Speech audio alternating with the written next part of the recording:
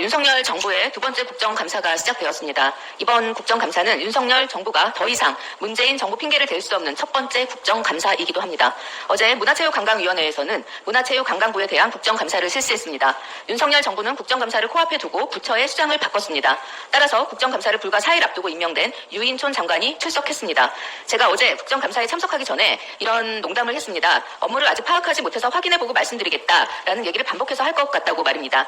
역시 예상을 벗어나진 않았습니다. 유인촌 장관은 답변이 곤란한 상황에서는 확인해보고 의원님께 보고드리겠다 혹은 그건 제가 한 게 아니라서 라는 만능 치키트를 넘은 말문맞기를 능숙히 사용했습니다. 사실 태도며 말이 능수능란해서 장관 유인촌이 아닌 연기자 유인촌을 보는 느낌도 들었습니다. 하긴 이명박 정부 시절에 수많은 예술인을 반정부적 좌파라는 말로 낙인 찍고 탄압했던 장본인 문서까지 버젓이 있는데도 당시 문체부 장관이었던 유인촌 신임 장관은 그런 것은 전혀 존재하지도 않았고 자신은 전혀 모른다 혹은 몰랐었다라고 계속해서 주장하는 것을 보면 당시 직접 고통을 겪은 예술인들을 목격했던 본 의원은 중간중간 소름이 돋았습니다. 이곳이 국회 상임위장이 아닌 드라마 세트장 같다는 기분, 그리고 준비된 대본과 준비된 캐릭터를 소화하고 있는 명 연기를 보는 기분을 떨칠 수가 없었습니다. 그러나 이번에는 거짓이 통하지 않을 겁니다. 자신의 머릿속엔 오직 예술인과 창작자를 위하는 마음밖에 없다는 유인촌 신임 장관은 그동안 미루어진 예술 현장의 어려움과 법안 처리를 마무리하길 바랍니다. 정치와 국가의 잣대로 예술을 검열하는 일도 끝나야 할 것입니다. 예술인에게 크게 빚졌다는 마음, 상처 주었다는 마음으로 임하십시오. 또한 윤석열 정부의 인사 공백이 너무나 심각합니다. 문체부만 보아도 실국장급 55석 중 40일 이상 공석이 발생한 자리만 24석입니다. 국립중앙도서관장은 405일 동안 공석인 상태로 오늘까지도 적임자를 찾지 못했습니다.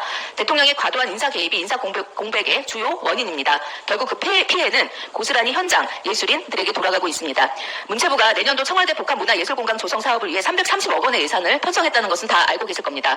시행 주체는 아직 만들어지지도 않은 청와대 재단입니다. 문체부는 재단의 운영을 맡기기 위해 시행령을 고치고 있습니다. 법 개정을 피하려는 꼼수이죠. 운영 주체도 없는 사업에 수백억 원대의 예산부터 편성하는 이 행위 참 한결같은 윤석열 정부답다라는 말밖에는 표현할 길이 없습니다. 이 사업은 국정감사 이후에 이어지는 예산 상임위에서 더욱 꼼꼼히 살피겠습니다.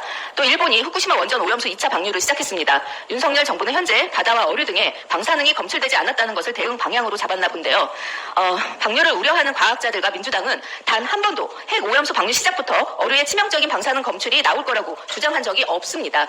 언제든 멀지 않은 미래에 도쿄돔을 채우고도 넘칠 만큼의 오염수 방류가 지구에 줄 치명적인 재앙을 우려하고 더 확실한 검증을 요구한 것입니다. 말을 호도하여 안전하다는 주장의 도구로 사용하지 마십시오. 괴담이라고 손쉽게 피해가지 마십시오.